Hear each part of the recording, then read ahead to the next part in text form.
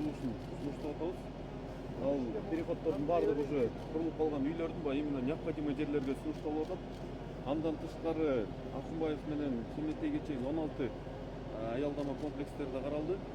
Анын 6-оосу Акынбаевадан Южный магистральга чейин, чыгыш тарабында 3, батыш тарабында 3.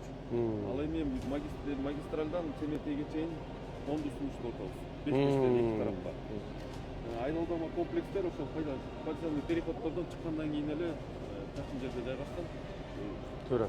Негизи бизде мындайда ушул аялдамаларды кылганда жол магистральный. Ошол максатынан бузулбасын да. Мындай шар автобустар өткөндө болуш керек. Ар бир эмеге токтогондо шар жүрүп кеткенде службаларга айтып коюн.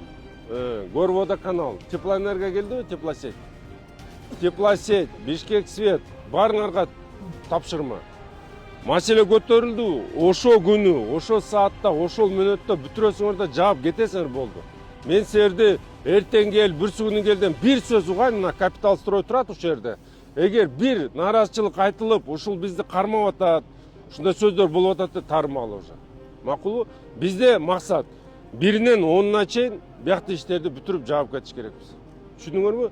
Мына Жанок Аманович, аким катары тарел ежедневно здесь.